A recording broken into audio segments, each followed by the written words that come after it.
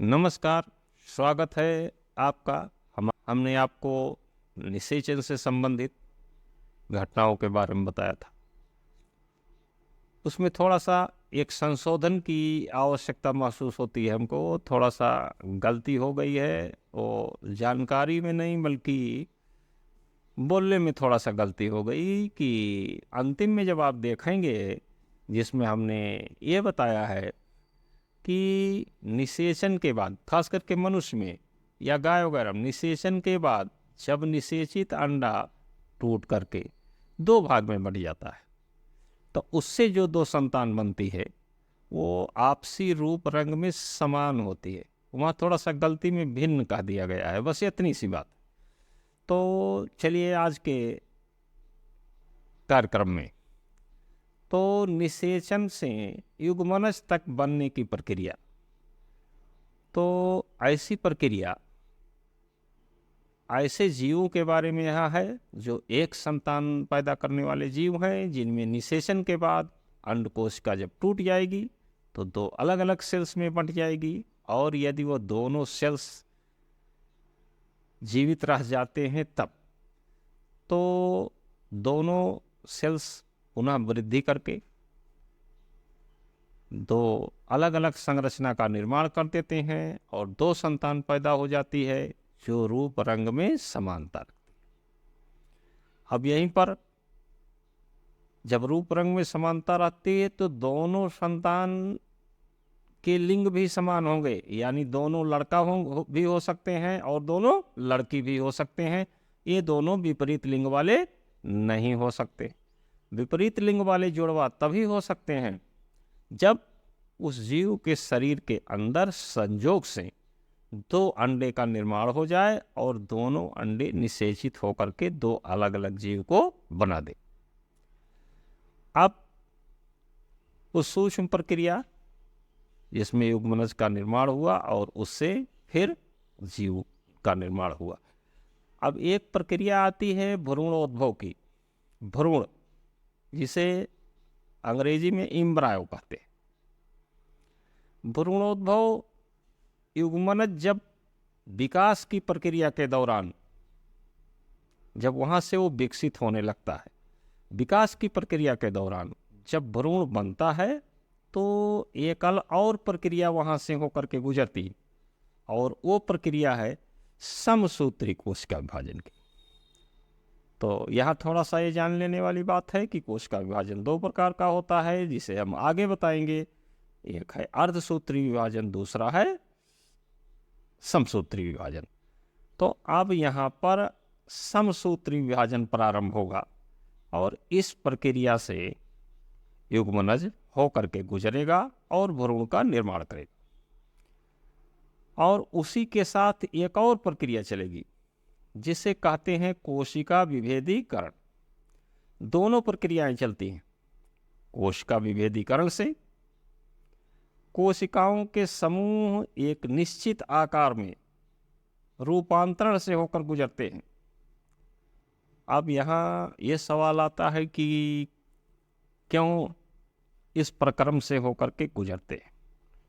आपको बताते चलें कि यदि इस प्रक्रम से होकर के ना गुजरें, केवल कोशिका विभाजन की प्रक्रिया हो, तो जीव जिसकी रचना हो रही है उसमें केवल वृद्धि होगी बार बार कोशिका विभाजन से। उसके अलग जो अंग अलग अलग बनने हैं, उस अंगों को बनने के लिए कोशिका विभेदीकरण आवश्यक है। कोशिका विभेदीकरण से क्या होगा? इसके परिणाम स्वरूप जीव का निर्माण और वो विकास प्रारंभ होगा, और जिससे जीव शरीर के अलग अलग अंगों का निर्माण प्रारंभ हो जाता है। तो जीव शरीर के अलग अंगों का निर्माण प्रारंभ होने के लिए विभेदीकरण प्रक्रिया की आवश्यकता है, और उस जीव के धीरे धीरे वृद्धि करने के लिए कोशिका विभाजन की आवश्यकता है, और दोनों प्रक्रियाएं चलती रहती हैं। आपको जानना चाहिए कि ये सारी प्रक्रियाएं अधिकतर ऐसे स्तनधारी जो बच्चे देते हैं उन मादा जीवों के शरीर के अंदर बने हुए जो जनन अंग हैं उनके अंदर संपन्न होती है और भ्रूण वहीं पर विकसित होकर के एक निश्चित अवधि के बाद जीव शरीर से एक प्रक्रिया प्रसव की है और प्रसव प्रक्रिया के दरमियान जीव शरीर से पैदा होते हैं और वो अपने मातृजीव जिससे वो पैदा हुआ है उससे पृथक हो जाता है।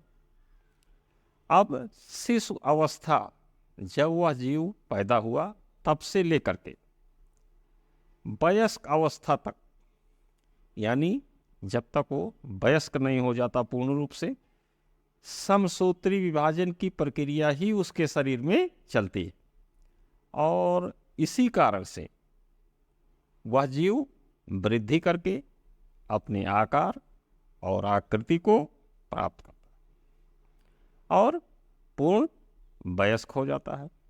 यहाँ आपको ये बताते चलें कि जैसे ही युग्मनज का निर्माण होता है वहीं से समसूत्री विभाजन की प्रक्रिया प्राणियों में शुरू हो जाती है। तो ये प्रक्रिया कब तक चलती है? यहाँ पर प्राणियों में यह प्रक्रिया तब तक चलती है जब तक कि वे अपने निश्चित आकार को प्राप्त करके पूर्ण आकार में नहीं आ जाते। तो ये प्रक्रिया से जीवों के शरीर में वृद्धि होती है और वृद्धि आप जानते हैं कि सजीव का एक लक्षण है, क्योंकि सजीव का लक्षण जब आपको बताया जाएगा तो उसमें वृद्धि आवश्यक है। पूर्ण वयस्क हो जाने पर प्राणियों के शरीर के विभिन्न अंगों में भी वृद्धि रुक जाती है। कुछ जगहों पर होती है और कुछ पर नहीं होती। जैसे उदाहरण के लिए मनुष्य है, मान लीजिए, तो मनुष्य का हाथ पैर है, तो क्या वो 30 साल के बाद हाथ पैर और बढ़ेगा? नहीं बढ़ेगा। लेकिन वो कोशिकाएं जो मनुष्य के बाल में हैं तो वो कोशिकाएं बढ़ेंगी। इसीलिए आप देखेंगे कि बच्चा हो या वृद्ध, सब में बाल के बढ़ने की प्रक्रिया चलती रहती। दूसरा अंग है आपका नाखून, इसमें भी वृद्धि होती है और वृद्धि तभी होगी जब कोशिका विभाजन होगा। जब प्राणी पूर्ण वयस्क हो जाएगा तो उसके शरीर के विभिन्न अंगों में आप देखेंगे कि वृद्धि रुक जाती है। किसी अंग में थोड़ा बहुत वृद्धि हो सकती है, बाकी के अधिकांश अंगों में वृद्धि नहीं होती। यदि वृद्धि होने लगे तो उसका प्रत्येक जीव जाति का जो निश्चित आकार है वो निश्चित आकार नहीं रह जाए। अब पौधों में ये प्रक्रिया थोड़ी सी अलग है और उस प्रक्रिया को हम अपने अगले वीडियो में बताएंगे। तब तक के लिए नमस्कार।